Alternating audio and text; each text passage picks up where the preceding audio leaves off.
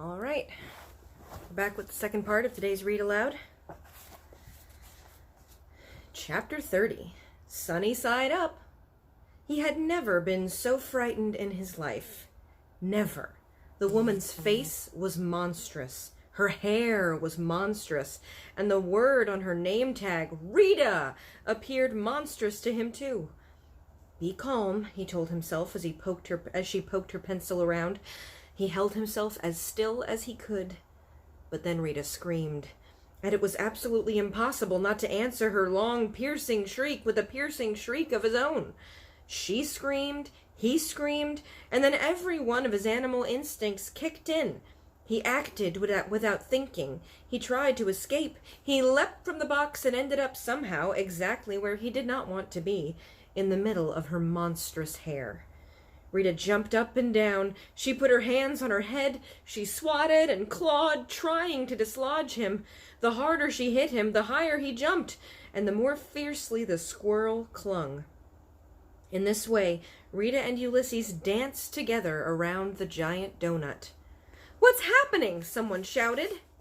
"My hair! Her hair's on fire!" someone answered. No, there's something in her hair," another person said, "and it's alive."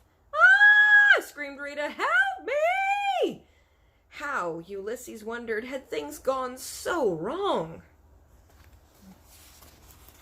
Things are going very wrong indeed. You notice something in the back there? That's not good.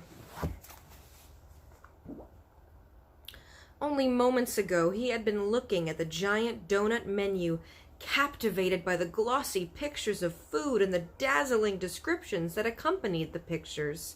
There were giant donuts with sprinkles, giant donuts powdered, iced, giant donuts filled with things, jelly, cream, and chocolate. He'd never had a giant donut. Actually, he'd never had any kind of donut. They looked delicious, all of them. How was a squirrel to choose?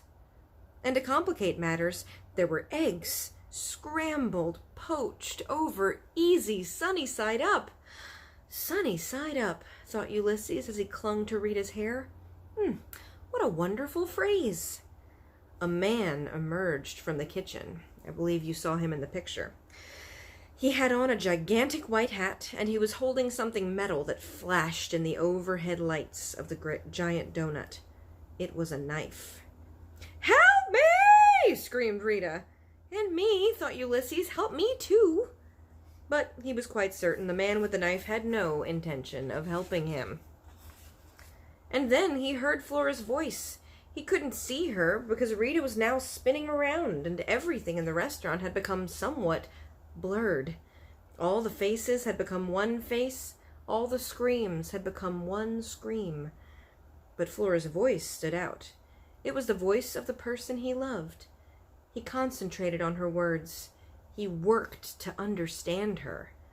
"Ulysses!" she shouted. "Ulysses! Remember who you are!"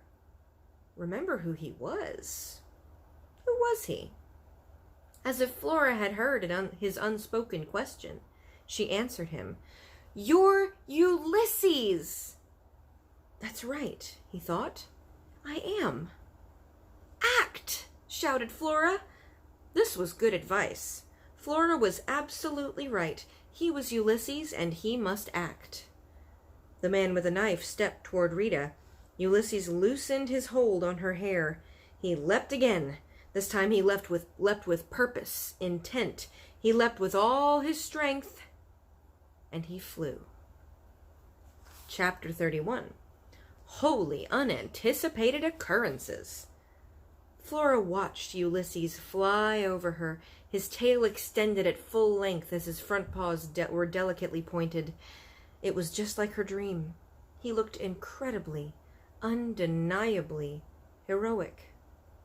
"Holy bagumba," said Flora. She climbed on top of the booth so she could have a better view.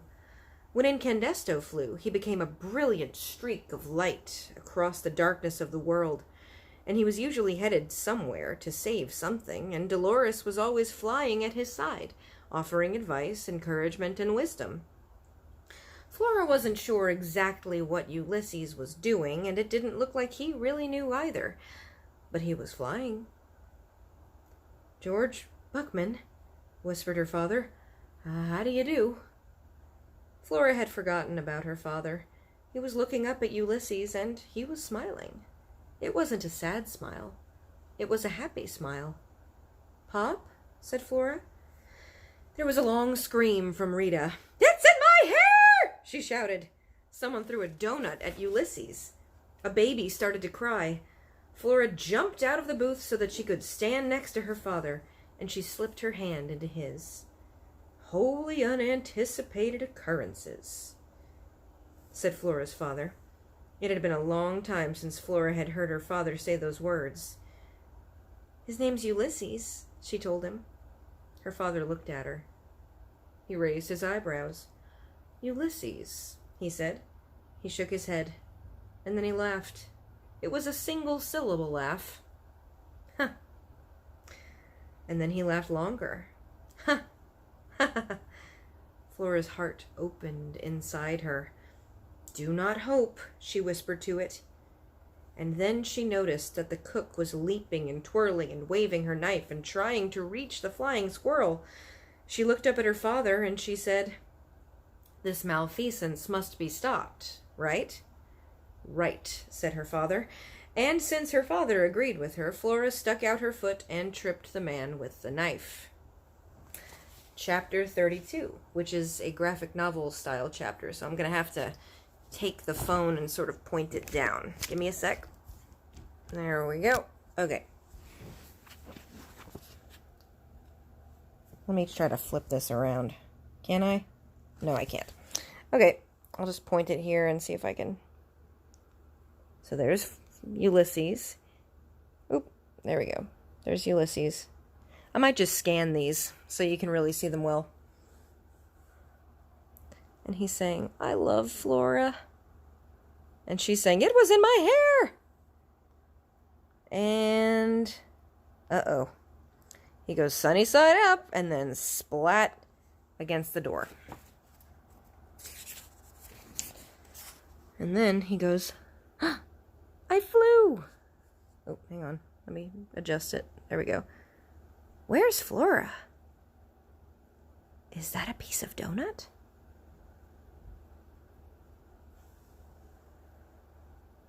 The sprinkles kind of animate around him.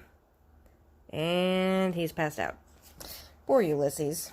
Alright, let me put this back in its little thing so I can finish this read aloud.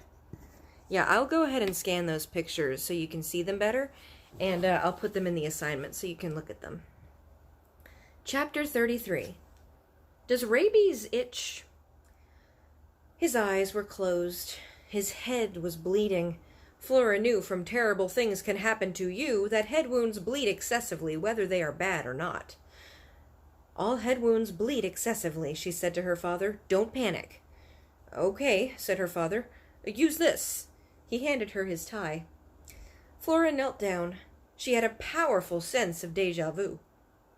Wasn't it yesterday that she had bent over the body of an unknown squirrel in Tootie's backyard? "Ulysses," she said. She dabbed at the blood with a tie. The squirrel didn't open his eyes. An eerie quiet descended. The whole of the giant donut became preternaturally calm. Everything, the donuts, the squirrel, her father, seemed to hold its breath. Flora knew what was happening. She had read about it in Terrible Things Can Happen to You. It was the calm before the storm. The air becomes still. The birds stop singing. The world waits. And then the storm comes. Inside the giant donut, there was a moment of deep quiet. A collectively held breath, and then someone said, "I think it was a rat." "But it was flying," said another voice. "It was in my hair," said Rita. The cook shouted, "I'm going to call the cops. That's what I'm going to do." Rita was right behind him. "Forget the cops, Ernie. Call the ambulance. I have rabies. It was in my hair." "You," said Ernie, pointing at Flora. "You tripped me." "That's her," said Rita. "She's the one. Plus she brought that thing in here in the first place. Dressed it up like a baby doll." "I did not," said Flora. Wait, where was I? Oh yeah, dress him up like a baby doll, and this is all your fault. The criminal element said that sometimes it was wise to put criminals on the defensive by making slanderous or blatantly untrue comments. The surprising unfairness of this tactic will often stop criminals in their tracks. It seemed to work. Rita blinked. She opened her mouth and closed it again. My fault? She said. Flora bent over Ulysses and put a finger on his chest. She felt his heart beating in a slow, thoughtful way. Gratitude and relief washed over her, and her own heart, which had been beating much too quickly, slowed inside her chest. It answered the squirrel's heart with its own measured thud, thud, thud. Ulysses, her heart seemed to say. Ulysses. I'm calling the cops, said Ernie. George Buckman, how do you do? Shouted Flora's father. Is there any reason to call the police? Well, for one, said Rita, it was in my hair. Do you think the police should be notified of a squirrel in your hair? Said Flora's father. The idiocy of this question, its unsettling logic, made Flora suddenly grateful for her father. She picked up Ulysses and cradled him in her left arm. I think I can feel rabies coming on, said Rita. My stomach itches. Does rabies itch? Said Flora's father. I'm going to call somebody, said Ernie. She tripped me. Whom do you think it would be wise to call in this manner of tripping? Said Flora's father. He opened the door, and he gestured for Flora to walk through it, and she did. The door swung shut behind them. Run, said her father, and they both began to run. At some point, Flora's father started to laugh again. It wasn't a ha-ha-ha kind of laugh. It was more of a woohoo-wee kind of laugh. Hysterical, thought Flora. She knew what to do for hysteria. Her father needed to be slapped. Unfortunately, there wasn't time. They had to make their getaway. Her father laughed all the way to the car. He laughed when they were in the car. He laughed as he placed his hands at 10 and 2. He laughed as he backed out of the parking lot and drove away from the giant donut. He stopped laughing only once, long enough for him to shout, Holy Bagamba! In the voice of Dolores the parakeet. And then he went back to laughing.